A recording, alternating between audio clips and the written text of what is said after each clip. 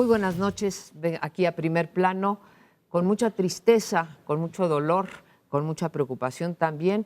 Tenemos otra vez en esta mesa de discusión el caso de Ayotzinapa, que ya se ha vuelto como la condensación de todos los vicios de la política mexicana, de la ausencia del Estado de Derecho, de la impunidad, de la incapacidad de las instituciones del Estado, en particular las de inteligencia y las supuestas instituciones de procuración e impartición de justicia. ¿Por qué es tan importante Ayotzinapa? Porque Ayotzinapa condensa, resume todas estas fallas del sistema político mexicano, todas estas cosas que no trajo la democracia. La democracia nos trajo pues más partidos, nos trajo una agenda incluso más rica, nos trajo alternancia, pero no nos ha traído hasta el momento, curiosamente, Estado de Derecho. Y por eso traemos a Ayotzinapa otra vez a la mesa y quisiéramos platicar con ustedes uno de los muchos ángulos, que es lo de la agenda olvidada en el gobierno de Peña Nieto y también en todos los partidos. La agenda de la impunidad, la agenda de la violencia que quiso también borrarse a través de quitarle importancia en los medios, la agenda del Estado de Derecho, de la rendición de cuentas. Y hoy nos dicen los partidos, nos dice el gobierno, nos dicen los empresarios que quieren un pacto, otro pacto más. La pregunta es si estos sujetos, estos actores políticos, pues nos pueden ofrecer un pacto y si tenemos nosotros, si tiene usted alguna razón para creer en este nuevo pacto, cuando lo que hemos visto hasta el momento y desde hace muchos años es un pacto entre los propios partidos para solaparse las pillerías de uno y de otro. Esa es otra de las cosas que no nos trajo la transición, el que un partido actuara como contrapeso del otro y que entonces se trataran de portar bien, porque si no iba a llegar a gobernar el otro partido y entonces sí los iban a meter a la cárcel. Pero ese pacto implícito, ahí está. Entonces nos quieren hacer un pacto explícito como tantos otros, como el del 2008 con Calderón. Y bueno, pues no es que uno no quiera que haya pactos, ojalá, y que funcionaran, pero pues la credibilidad ahora es poca. Yo quisiera comentarles que pasé el 1 y 2 de noviembre, el sábado y el domingo pasado, en mi tierra natal, en Mérida, en donde había planeadas paseos o marchas de las ánimas que transitaban por toda la ciudad llena de altares de muertos. En todas estas marchas, unas organizadas... Esos son tradicionales, marchas tradicionales. Pero ahora, entreverándose en todas las marchas que habían, unas organizadas por el municipio, otras por el gobierno del estado, otras por las iglesias o lo que fuera, estaban los jóvenes que representaban la protesta de Ayotzinapa con los retratos de estos que pues no sabemos si son fieles difuntos o, como decías tú hace un momento, no en relación con los de Ayotzinapa, sino en general con la celebración, y dónde quedan los infieles difuntos, de los que debe haber habido muchos. Bueno, también fueron celebrados, pero el asunto es que en estas marchas que se hicieron en muchas partes del país, para la presentación de altares, para pues esta tradicional celebración de toda Mesoamérica, porque es una celebración prehispánica que viene dándose en toda Mesoamérica, estuvieron presentes los hechos de Ayotzinapa o esta terrible tragedia de los 43 que no se encuentran. Pero además, en cada evento más o menos público que hay, aparece Ayotzinapa. La entrega de premios nacionales, la presentación de películas y de premios. Cualquier evento que surja en el horizonte público es tratado con una protesta de alguien que es protagonista de ese evento. Y además de eso, bueno, estamos en la prensa mundial, estamos en los organismos internacionales de derechos humanos, estamos en la Unión Europea y el Parlamento Europeo siendo expuestos como un país con esta preocupación. Por tanto, es un tema que empieza a ser grave en el sentido de calificar, dice Silva Herzog hoy en su artículo, ¿cómo calificamos este tiempo? Dice, don Porfirio no sabía que vivió en el porfiriato, pero dice simpáticamente, ¿no? Pero nosotros no sabemos en qué tiempo vivimos. ¿Cómo le llamamos a este tiempo? Tiempo de la desintegración, tiempo de la descomposición, así le llama, descomposición se llama su artículo. En fin, estamos en un tiempo de Pero sí sirve el pacto. enormes interrogantes, profundas, dramáticas interrogantes para el país, para el futuro del país. ¿Qué vamos a hacer como país? ¿Qué pasa con el Estado mexicano? ¿Subsiste? ¿Cumple sus tareas básicas, que son la seguridad pública? Probablemente cuando María Amparo empezó a introducir el tema, dijo la democracia no nos trajo varias cosas. Quizá lo que Ayotzinapa al final está aglutinando es que la democracia no trajo la democracia. No hay democracia, no sé qué rayos haya. No hay una dictadura, no hay algo evidentemente brutalmente autoritario, pero democracia no hay. Y no es los 43 desaparecidos, es suficiente. Los fusilados en Tlatlaya serían suficientes para poner esto en la agenda central. Pero creo que detrás de eso, por lo que tú dices, Francisco José, la presencia del agravio de Ayotzinapa es quizá porque está el agravio mayor. Se nos prometió un cambio político de mucho fondo, un cambio político que sería histórico. Hubo la posibilidad de hacerlo histórico, el cambio político, hace 14 años y no se dio. Entonces Ayotzinapa, como símbolo de una protesta más allá de lo que pasa en Ayotzinapa, es una protesta de los pobres. Los estudiantes normalistas son de extracción campesina, pobre, y a los que les ha ido bastante mal. Es también una protesta contra la discriminación, los eventos públicos, algunos a los que yo he asistido la semana pasada, hicieron especial énfasis en hablar en mixteco, para que se viera que además de todo el agravio,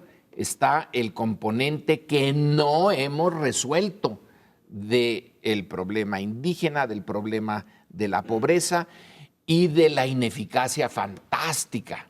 Porque en este que tuvo lugar en el Colegio de México, el representante, bueno, uno de los representantes de los estudiantes y de los padres de familia, habló del copetón, del copetes, o sea, ya a la figura presidencial, después de haber ido a una entrevista con él, es una pérdida de importancia, no nos resolvió nada, dice. Entonces, la ineficacia, que es lo que están ahorita poniendo en la mesa, es que la ineficacia se ve en muchas cosas, en esta es dramática. Yo creo que hay bastante consenso en que este es el momento más delicado de este gobierno, en donde empezó bastante bien en muchos sentidos, sacó adelante las reformas, que se pueden discutir cada una de ellas a favor o en contra según las posiciones, pero su propósito era sacarlas y las sacó. Y eso lo vendió hacia afuera muy bien, decía, ahí están las reformas estructurales, que mucha gente pensaba que no se podía lograr, hubo mucho trabajo político al respecto, y finalmente salieron, y eso era su principal credencial ahorita en estos últimos meses, decir, miren, se logró a final de cuentas lo que se pensaba imposible.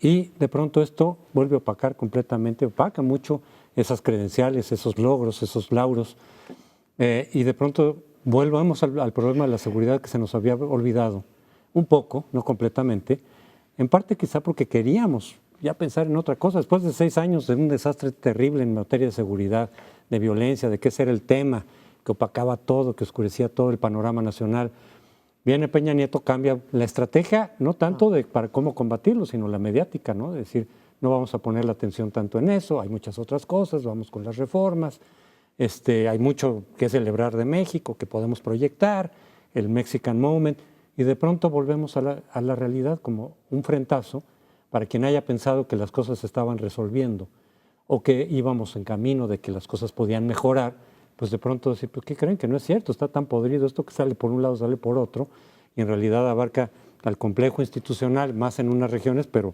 realmente estamos hablando de esa debilidad del Estado. Entonces sí, Peña Nieto de pronto pues, está en una situación muy complicada porque se le puede nublar el sexenio, se le puede echar a perder a raíz de esto, y no tanto que se termine por explicar qué es lo que pasó, que ya se sepa el paradero de los estudiantes, sea cual sea, pero se tiene que saber, que a lo mejor agarren a los responsables o algunos de los responsables, sino todo lo que está debajo. Pues es que decir, ok, suponiendo que se resuelva satisfactoriamente el caso como tal, lo que la gente está demandando, pues sí, pero esto es nomás un síntoma de toda la podredumbre que hay abajo. ¿Qué tiene que hacer Peña Nieto? Yo creo que sí es un momento de definición, de cambio de timón, de un giro de timón. También en materia de seguridad es que tenemos que hacer otras cosas. No podemos seguir así porque esto ya vimos que no funciona y que desviar la atención, igual y lo quisimos hacer todos para descansar, para generar expectativas, esperanzas, pero esto nos vuelve a traer y va a ser muy difícil ahora que la atención se vaya a otras cosas porque cada evento de violencia que surja por aquí, por allá, secuestros, alguna otra fosa encontrada, ya tiene otra vez los reflectores puestos. Aunque no sea Peña el que quiera poner el tema, ya están ahí otra vez. Yo creo que sí tiene que anunciar una serie de medidas de un cambio importante en la estrategia también de entrarle a la inseguridad, de cambios institucionales, de insistir en el mando único de las policías con más mecanismos de supervisión y de filtros. En fin, algo tiene que hacerse distinto, porque ya vimos que lo que se hizo en estos 2 primeros años en materia de seguridad no cambia los resultados de la estrategia de Calderón. Es básicamente pues ya se lo tardó, mismo. José Antonio, porque fíjate, estar enfrentando una crisis de esta envergadura, más allá de la coyuntura, porque ya estamos diciendo aquí, creo que lo ponía muy bien Lorenzo, todo lo que hay abajo de Ayotzinapa, no es nada más la desaparición de 43 muchachos, por más lamentable que esto sea, sino hay muchísimo más fondo. Bueno, a 5 semanas de esta desaparición no se ha visto el liderazgo del Ejecutivo Federal, salvo para encabezar las pesquisas en el sentido de que, bueno, pues hay drones, y hay ejército, y hay marina buscando vivos o muertos a los estudiantes de Ayotzinapa.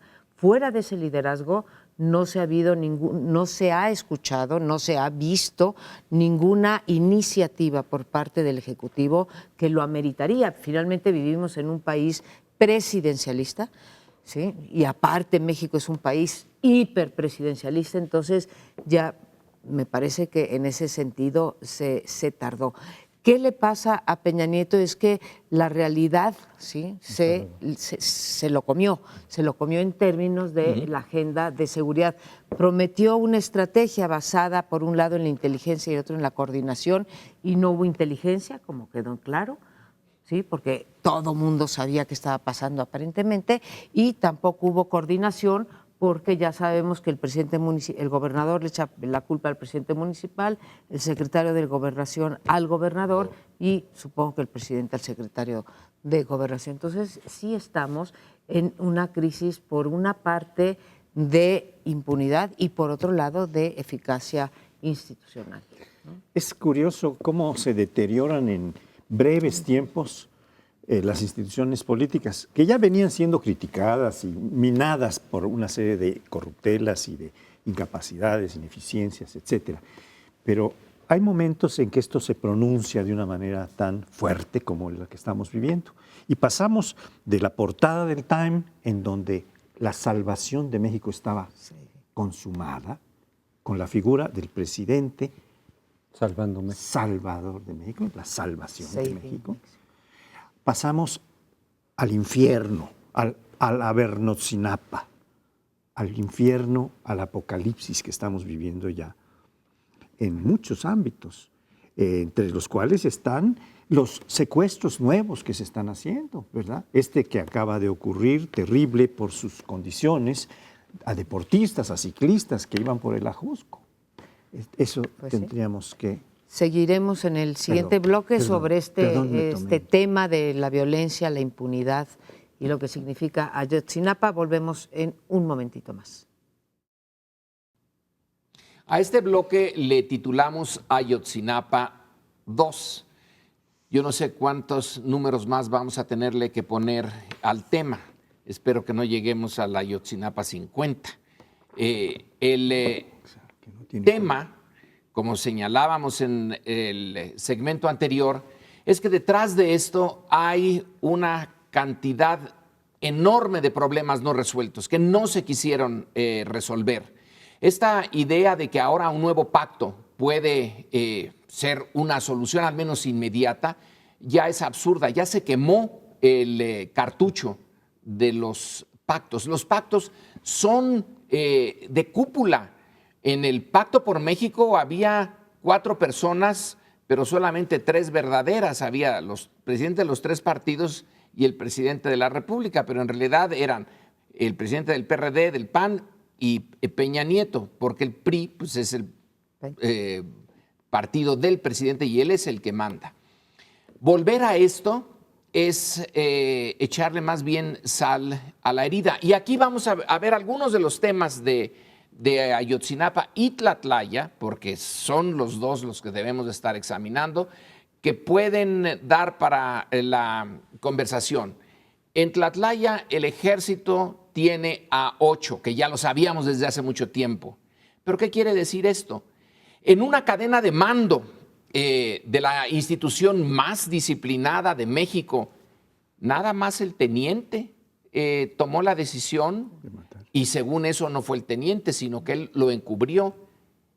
Y el general al mando del 27 Batallón y el mando de la región militar y el mando de Sedena, pues que una de dos. Si realmente fueron nada más los 8 y de ellos nada más 3 están acusados de asesinato, quiere decir que el ejército tiene una falla impresionante. Como ejército le falló lo central, su cadena de mando. Y si no falló la cadena de mando, entonces ¿por qué nada más 3 o 7 y no más? Pero en fin. Ay, Lorenzo, qué bueno que traes este tema a la mesa de la cadena de mando y las jerarquías, porque ahora que hemos estado pues todos nosotros investigando cómo ocurre esto en los demás países, esta ausencia de Estado de Derecho y cómo se trata a los políticos que se encubren entre sí o que incurren en actos delictivos, pues encuentras como casos esperanzadores, como cuando en Italia encarcelaron a varios políticos de alto rango, o como en Colombia, que pues se fue 1/3 del Congreso, ¿no? Sí. Procesaron a 60% y se fue a la cárcel o a pagar, compurgar penas, 1/3 del Congreso.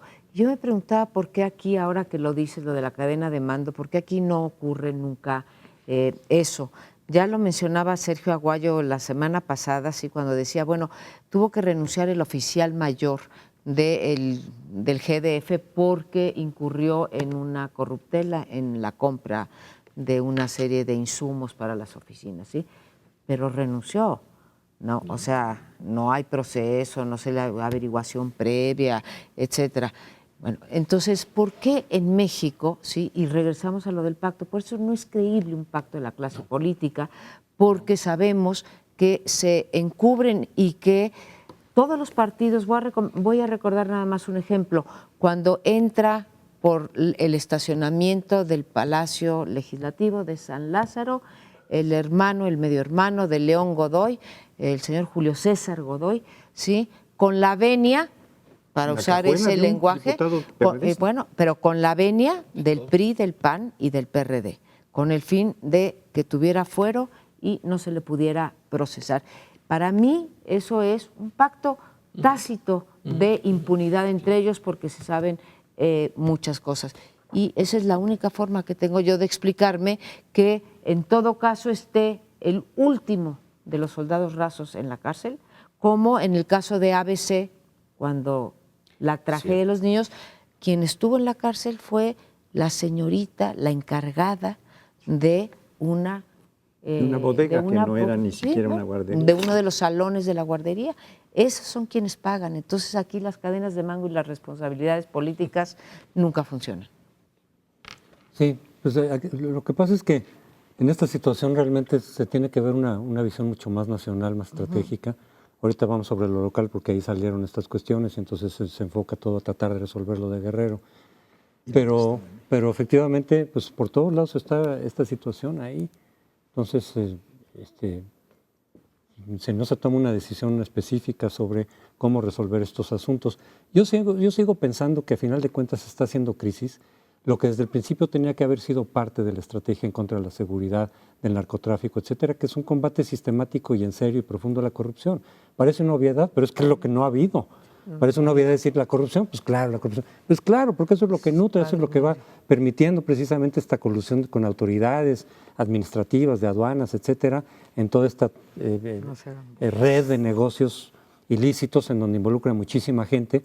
Pero si no hay la determinación como no la ha habido del gobierno, en su momento de los gobiernos panistas, ahora del gobierno de Peña Nieto, es que no va a ser mandando el ejército de aquí y allá, porque ya vimos además incluso con lo de Tlatlaya, nos recuerda todos los abusos que hubo también en el sexenio de Felipe Calderón, en donde por errores o falta de protocolos o es que son ellos o somos nosotros, pues se han cometido una gran cantidad de violaciones a los derechos humanos. Entonces esa estrategia, pues yo siento que ha sido más bien contraproducente. En todo caso, si no solo ineficaz, sino que va en contra de los objetivos que se están buscando, independientemente de que detengas a algunos capos y los metas a la cárcel, pues sí, pero a final de cuentas el problema incluso se puede hacer más complejo y te alejas de la solución del asunto, de la protección de los ciudadanos. Entonces, mientras no, otra vez, que parece como está repitiendo lo mismo, mientras no haya un combate a la corrupción en serio y a la impunidad, va a seguir ocurriendo este tipo de cosas, no sé hasta cuándo o en qué momento, de qué otra forma puedes resolver esto, si no hay verdaderamente un plan, un programa de ataque a la corrupción a fondo y de manera sistemática y no solo coyuntural. Es que no quieren entrarle porque ellos saben que van a salir raspados o que se les cortan oportunidades. Entonces han relegado años y años y años y años esa asignatura pendiente que tenemos, que es el combate a la corrupción y a la impunidad. Mientras eso no haya, va a seguir ocurriendo esto de manera infinita. Y han empezado a surgir algunas iniciativas de las que no tenemos mucha confianza, por lo que expresaba María Amparo al empezar, como esta propuesta de hacer un pacto por la seguridad encabezada por los tres principales partidos, ¿no? Pero hay algunas otras que pueden resultar interesantes, estas que están haciendo para convertir la Comisión Nacional de Derechos Humanos en una defensoría de la sociedad, del pueblo, dice defensoría pública, le están llamando, tomada de algunas ideas que vienen de otros países, de Colombia, de España, pero que puede resultar interesante porque la Comisión Nacional de Derechos Humanos, cuyo titular, cuyo presidente va a ser nombrado en los próximos días, aparentemente, pues ha mostrado o ha demostrado claramente que sirve para poco, y menos en una situación como la que estamos viviendo.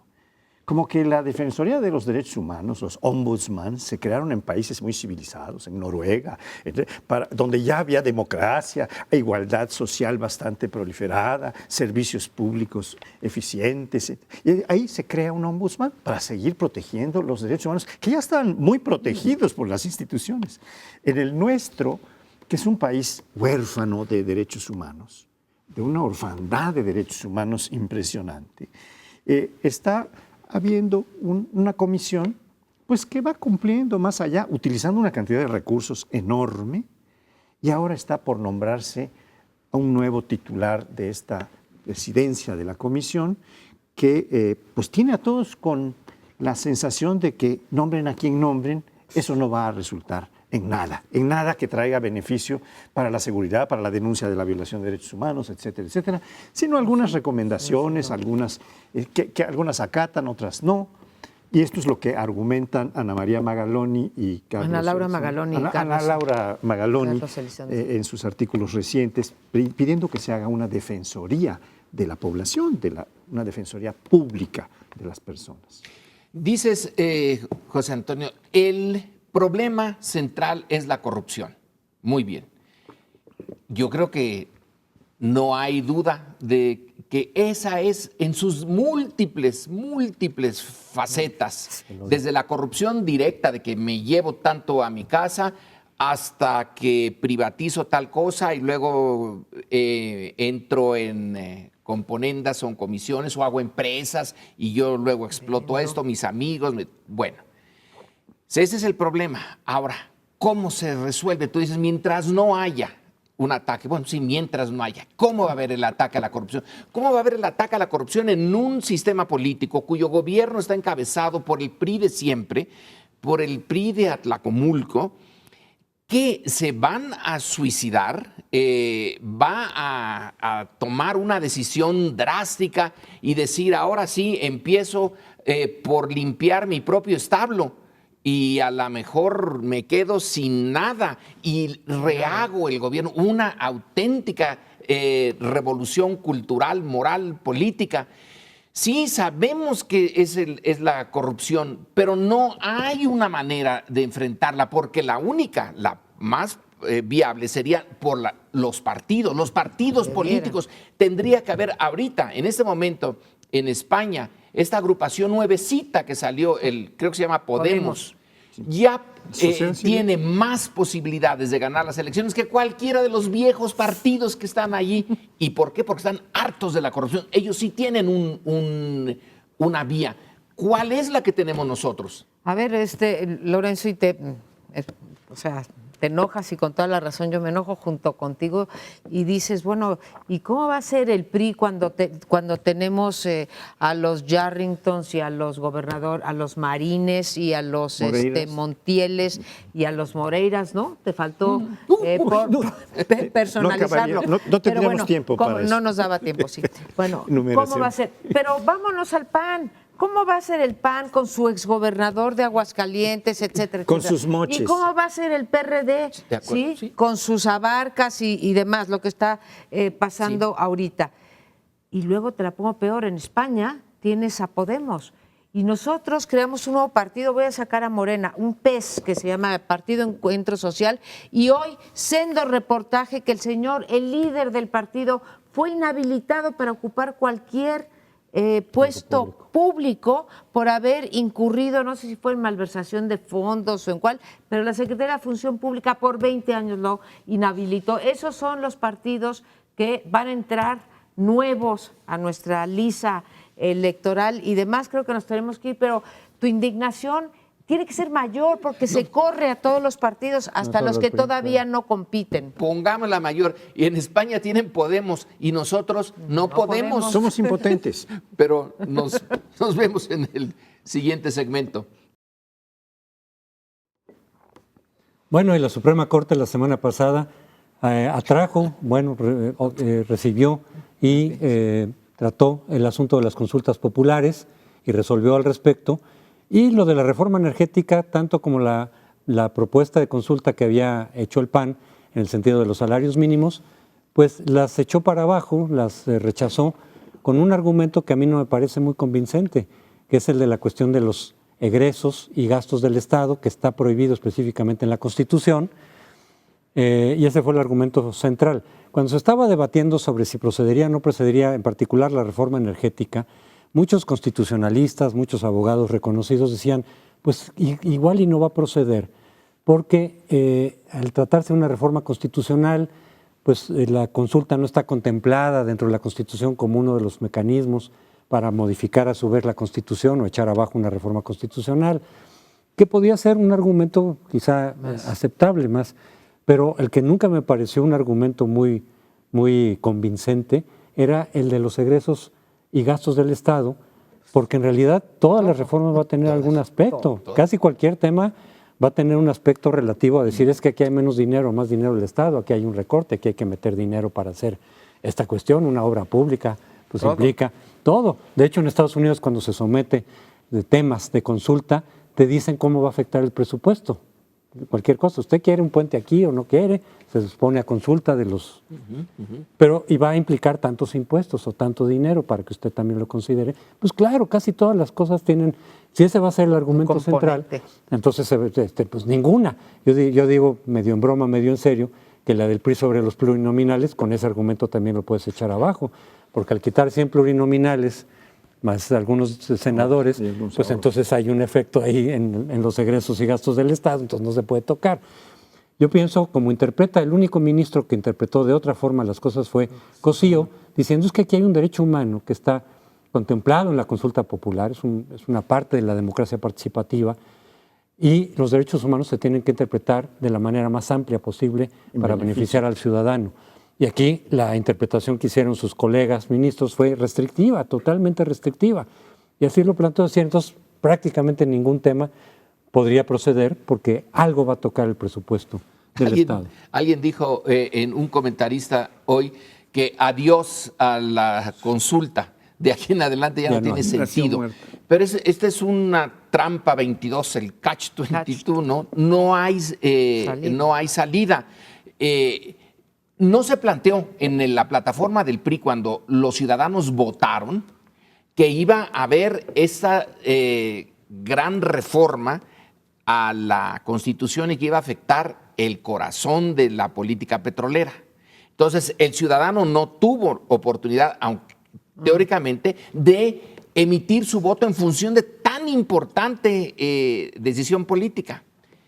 Por el pacto con México, por México, se toma la decisión. Entonces, ex post facto se está diciendo, bueno, ahora que los ciudadanos la ratifiquen o la rechacen, pero en algún momento el ciudadano tiene que entrar en función de esa gran política. Y la Corte le dice, pues fíjese que no, entonces ni antes ni después. Ahora, así como le servimos el guiso, así se lo tiene usted que comer y le guste o no le guste. Estas son espinacas y se las come. Bueno, la democracia queda realmente mal parada.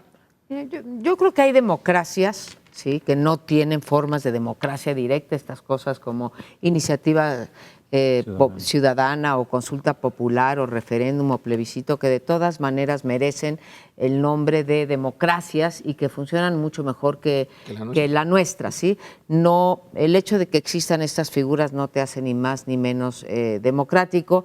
Y un diferendo, Lorenzo, por ejemplo, cuando Andrés Manuel López Obrador fue a campaña, en la primera ocasión que fue como candidato a la presidencia, él ofreció abrir, 2006. Por ejemplo, el sector privado a el sector petrolero, el sector energético, a la inversión privada. Claro, no ganó, no nos podía haber hecho efectiva esa promesa, pero entonces la prometió. En fin, las democracias siempre tienen el problema de cómo los hacemos responsables de la oferta política que nos dieron. Lo que me parece que queda claro con esto de las consultas populares es que quienes se equivocaron, más allá de que comulgo con el argumento de Crespo, de que es muy importante el razonamiento de la Suprema Corte de Justicia para realmente validar, ¿sí?, sus sentencias y entonces que tengan legitimidad entre nosotros, aunque no nos gusten. Lo que queda claro aquí es que qué mal trabajo hicieron los legisladores cuando hicieron la iniciativa, la ley de iniciativa popular, cuando la introdujeron en la Constitución, que todavía estaba Calderón. Mucha gente piensa que esta reforma la introdujeron ahora con el pacto, no es cierto, ¿eh? La reforma constitucional viene del 2012 y la ley reglamentaria viene ahora, pero el problema está en el artículo constitucional ya de entrada, ¿sí? Donde impide todas estas cosas a través de las cuales los ministros echaron para atrás la posibilidad de consulta. Pero hoy no hay posibilidad de consultar nada con esa ley y por eso ya están los partidos. Con esa interpretación. Con esa interpretación. Una pregunta rápida. ¿Qué mal trabajo hicieron o lo hicieron a propósito? Buena pregunta. Bueno, podrían argumentar de otra manera, creo yo. Yo también creo que podrían argumentar de otra manera. El asunto es que yo tengo la hipótesis de que como había que excluir de la consulta popular la reforma energética planteada por dos grupos de izquierda, por el PRD y por Morena, era muy difícil, políticamente hablando, que procedieran otras, como argumentaba José Antonio respecto de la de salarios mínimos. Entiendo la argumentación del ministro Cosío, que habla de que es la protección de un derecho humano, el derecho a la vida, a la alimentación básica. Estos son derechos básicos de la sobrevivencia del ser humano, ¿no? Este es a lo que aludió el ministro. Pero la decisión ya estaba tomada porque no podían rechazar las que se referían a la reforma energética y aceptar las otras. Las otras dos, la del PRI, que era la reforma para cancelar o reducir el número de diputados de representación proporcional, de senadores de representación proporcional, no es que toque los ingresos del Estado, al menos no los toca directamente. Pero uno de los temas que el artículo 35, en su fracción octava, lo estoy leyendo hoy en la mañana para recordar, el tercer punto, dice, no serán objeto de consulta popular y enuncia a todos los que no serán objeto. Uno de ellos es lo que tiene que ver con ingresos y egresos del Estado. Por eso se acogieron a él. Hubo otros argumentos que hicieron los ministros de la Corte en relación con el 123, que es el que fija la definición de salarios mínimos de lo que debe ser un salario mínimo, que debe cubrir. En el caso de esa reforma. En el caso de esa reforma a la que tú te energética, lo que referías. pasa es que también fue con ese argumento. Sí, es que la propuesta estaba transformando una definición del artículo 123, que es el que define originalmente y desde hace mucho tiempo que es el salario mínimo. Y como la Constitución no puede ser consultada en consulta popular, esta es una norma que no está prevista, pero que internacionalmente es un criterio generalizado. Ninguno de los referenda que se hacen en el mundo acepta el cambio. Y tampoco pueden tocar otras cosas, como la forma de gobierno. Esas son los que llaman los juristas las normas de piedra, las normas en fin, que no se pueden tocar. Si somos una república o una monarquía, eso no se puede someter a. Eso lo define el artículo 40 de la Constitución y ahí no se puede tocar. Y otras cosas. Eso es lo que dice el 35. De ahí se agarraron los ministros y encontraron distintas fórmulas para batear las 4. Y no solo 2, las 2 de la izquierda, sino también batear la del PRI y la del PAN. Pues sí, aquí lo que pasa es esta cuestión que la ley tal vez está mal hecha y la definición constitucional de alguna forma siempre son generales.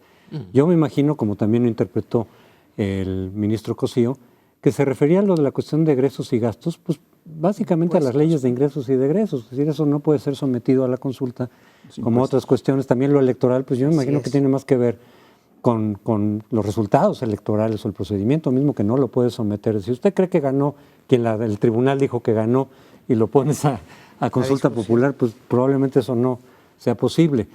Y también otros derechos humanos básicos no los puede someter a consulta porque son esenciales, no pueden estar sujetos a una mayoría o no. Pero esto de los egresos, de los gastos, al haberlo amplificado de esa manera, pues entonces ya prácticamente están nulificando este instrumento. Y yo la conclusión que saco de esto es que a final de cuentas los instrumentos de democracia directa que surgieron a raíz de esta reforma política que se empezó a plantear desde el 2009 y luego se fue discutiendo en el 2010 en el Senado, etcétera, se aprobó, pues las están nulificando en la práctica. Nos fijamos en la iniciativa popular ciudadana, que no tiene carácter preferente, por ejemplo, entonces la puedes congelar muy fácilmente. Las candidaturas independientes son muy difíciles realmente de llevar a cabo, de instrumentar. Entonces, en la práctica están nulificando lo que en principio se concedió en el 2010 y yo creo que en tienes 2012. Toda la razón, además de ser una mala ley, la argumentación de los ministros de la Suprema Corte, digamos, la hizo en este sentido, digamos, de reducir, ¿sí?, el bienestar de la mayoría y quedarse con una interpretación muy estricta de lo que son ingresos y egresos.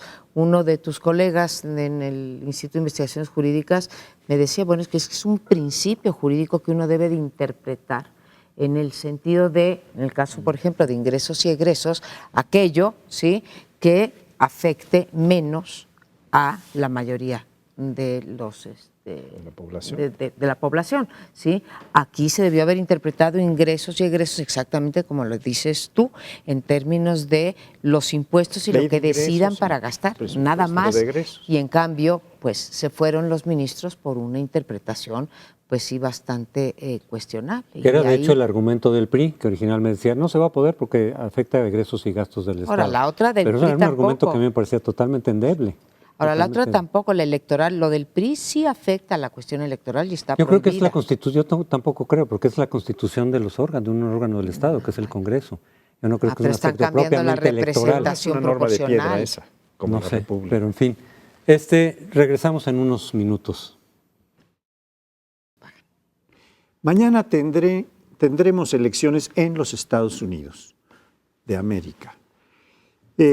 Son unas elecciones que están siendo esperadas con bastante expectación porque ha habido una serie de artículos y de análisis que dicen que van a ser elecciones que van a destrozar a los demócratas del presidente Obama, donde van a perder los demócratas el Senado, que tienen mayoría ahora, y donde hay elecciones para cambiar 436 representantes, que son los diputados de allá, 36 senadores y 36 estados de la Unión Americana, que son 50. O sea, la mayor, enorme, 2/3 partes de los estados cambian de gobernador. Estamos hablando de una elección magna. Macro.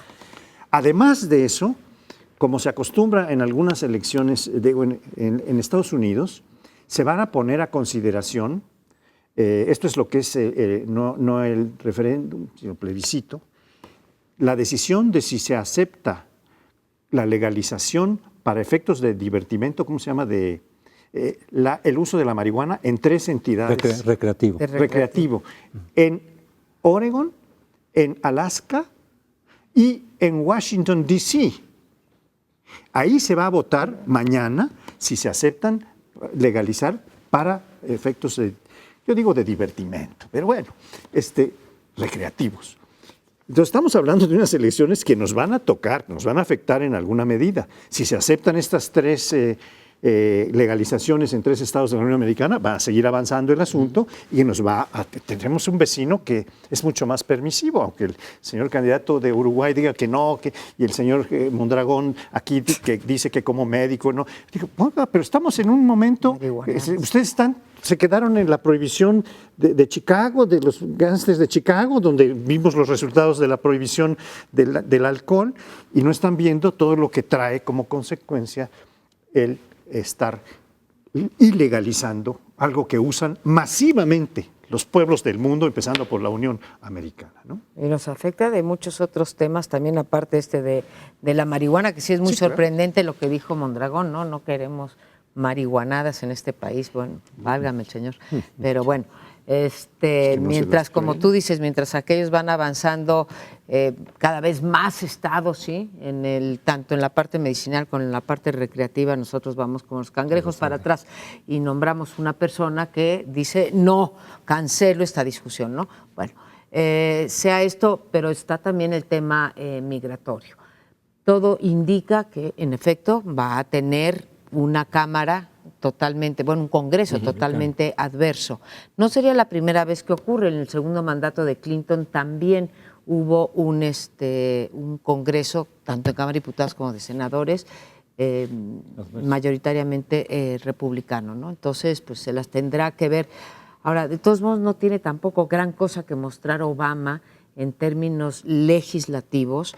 Muchos de sus programas que recordamos, que hemos tocado en este programa, no solamente el migratorio que nos afecta directamente, sino el de las armas, el Obamacare, que pasó pues muy mediadito allí, pues no han pasado. Incluso hay algunos análisis muy interesantes, leí el otro día uno en el Economist, en donde se dice probablemente ahora que sea mayoría en las 2 cámaras, los republicanos tengan que cambiar su actitud y demostrarle al pueblo norteamericano que están dispuestos a legislar y no, como decíamos aquí del PRD, a ser el partido del no. Tienen que ser el partido de el no a esto, pero sí a esto más.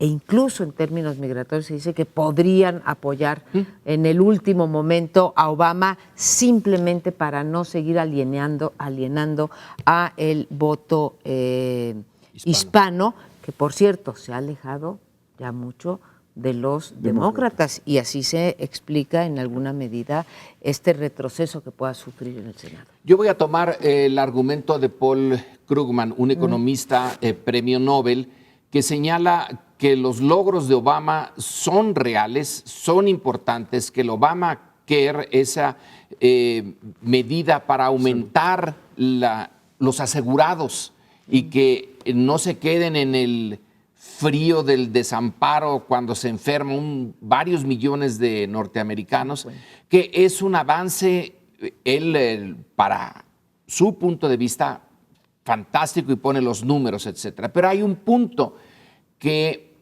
enfatiza: Obama como presidente, como líder, como el animador del espíritu colectivo, no funcionó. Se vio muy alejado de sus votantes. Ese presidente que los entusiasmó con su discurso, y muy buenos discursos los de Obama, no supo cómo seguir con esa actitud. Y eso lo debemos también de repensar para nosotros. Los presidentes en México, y los últimos dos, Fox sí logró entusiasmar en un principio. Mucho. Y luego se desinfló. Y los otros dos, tanto Calderón como Peña Nieto, tienen un discurso que no puede despertar la imaginación ni del más imaginativo. Los deja como Tutankamón, unos muertos completamente. Esa parte importantísima del liderazgo, el liderazgo y sobre todo del estadista, es lo que, señala Krugman, falló de manera inexplicable en el caso de Obama, porque sí tenía esa capacidad y luego se enconchó.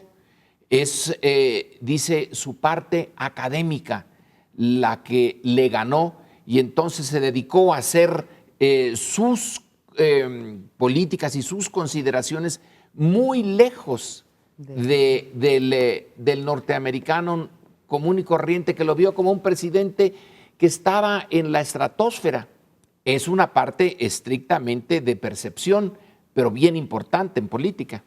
Sí, yo creo que con esto de las elecciones intermedias, yo siempre las he visto como un mecanismo que no es muy adecuado. Se supone que le das oportunidad a la gente de evaluar lo que lleva el gobierno y le puedes dar un giro diciendo, ahora le quito la mayoría.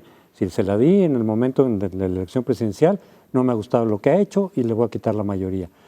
Pero ese mecanismo que es propio de los sistemas presidenciales, pues yo veo más bien como poner una traba y dejar los últimos 2 años, en este caso, en el caso mexicano son 3 años, como lo que le llaman el pato cojo, ¿no? Es decir, en un sistema parlamentario, si ya no te convenció el gobierno o el primer ministro, pues cambias todo el gobierno en ese momento, ¿no? Cambias todas las condiciones cuando se somete otra vez a una elección intermedia, en fin, extraordinaria, perdón. Pero aquí nada más le quitas el Congreso, lo dejas ahí, y de todas maneras te estás 2 años más, o 3 en el caso mexicano, en donde en realidad va a ser una pérdida de tiempo porque ya no se va a poder hacer nada más. Ya se acabó el sexenio, digamos, pero todavía no cambias y no permites que haya un cambio de gobierno completo con nuevas posibilidades de hacer cosas. Entonces, a mí, yo sé que no es propio solamente, es decir, que hay sistemas presidenciales que no tienen elecciones intermedias, pero dentro de las desventajas que yo le veo al mecanismo del presidencialismo, el meter la elección intermedia, me parece que más que solucionar es entorpecer los procedimientos. Bueno, yo creo que hay otras repercusiones, como ya apuntaban.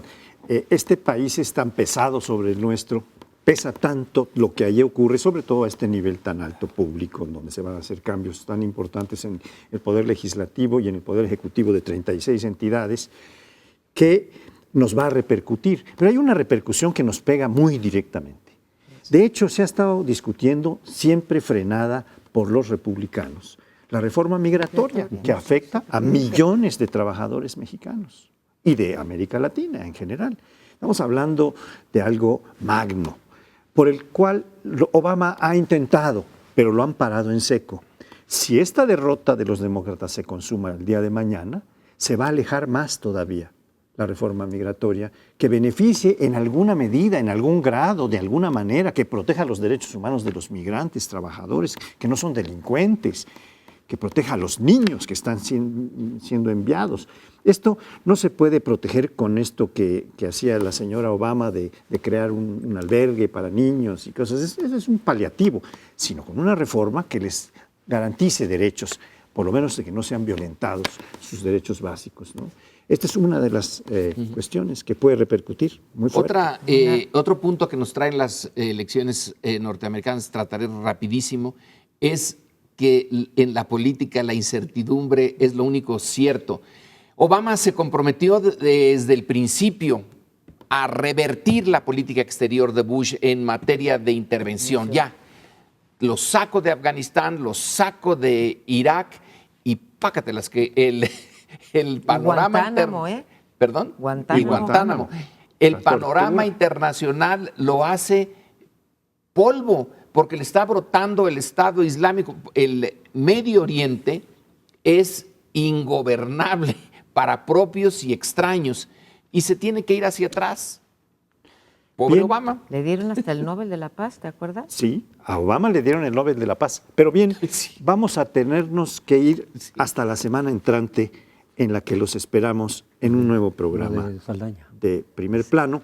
Y nos despedimos mandando una condolencia a la familia de Jorge Saldaña, nuestro compañero fallecido recientemente aquí en el Canal 11.